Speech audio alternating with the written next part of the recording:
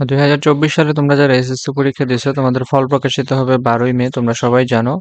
তো 12ই মে ফল প্রকাশিত হওয়ার সাথে সাথে সবার আগে রেজাল্ট কিভাবে দেখবে চলো সেটা দেখে আসি।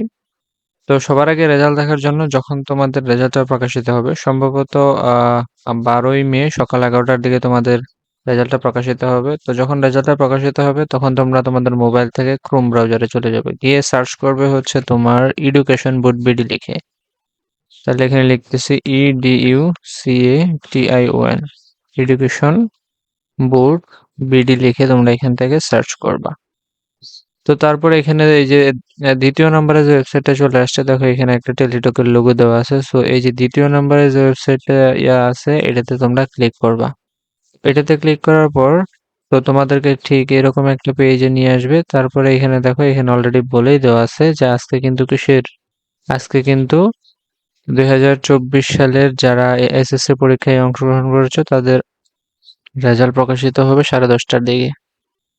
ওকে, তাহলে মানে এটা যখন মানে তোমাদের রেজাল্টটা যখন দিয়ে দিবে তখন তোমরা কি করবে, দেখো এই যে এখানে প্রথমে লেখা আছে তোমার এক্সামিনেশন, মানে ধরো তুমি কোন পরীক্ষাটা দিছো এটা তোমাকে সিলেক্ট করতে হবে। তো এখানে ক্লিক করবা, ক্লিক করার পর এখান থেকে সিলেক্ট করে দিবা এটাতে লিখে আছে এসএসসি অর দাখিল। হ্যাঁ, তো অ্যাকচুয়ালি তুমি এটা সিলেক্ট করে দিবা, বা তুমি যদি আসলে ভোকেশনাল থেকে পরীক্ষা দাও তাহলে সিলেক্ট করে দিবা হচ্ছে এইটা। আচ্ছা ঠিক আছে, তাহলে তুমি যেহেতু আসলে এসএসসি পরীক্ষা দিছো তাহলে এখান থেকে সিলেক্ট করে দেবো হচ্ছে এসএসসি অর দাখিল।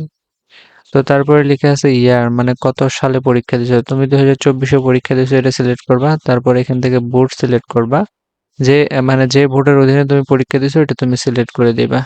সো এখান থেকে সাপোজ আমি সিলেক্ট করে দিলাম ঢাকা বোর্ড।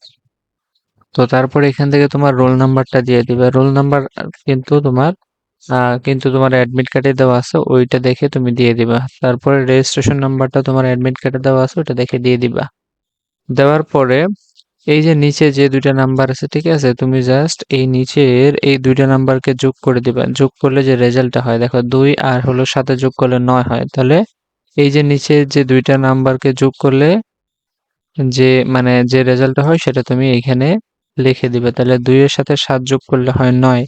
এই যে 9 এখানে দিয়ে দিব। দেওয়া হয়ে গেলে তারপর এখান থেকে আমরা সাবমিটে ক্লিক করব। তাহলে সাবমিটে ক্লিক করলে তোমার রেজাল্টটা এখানে শো করবে। বাট যেহেতু আসলে এখনো রেজাল্টটা প্রকাশিত হয় নাই তাই কিন্তু এখানে কোনো ধরনের রেজাল্ট এখানে শো করতেছে না। বাট যখন তোমাদের রেজাল্টটা পাবলিশড হয়ে যাবে তখন তোমরা আমি এখানে যে প্রসেসটা দেখাইলাম, ঠিক আছে, এই যেরকম করে সবকিছু সিলেক্ট করে দিয়ে সাবমিটে ক্লিক করলে তোমার রেজাল্টটা চলে আসবে।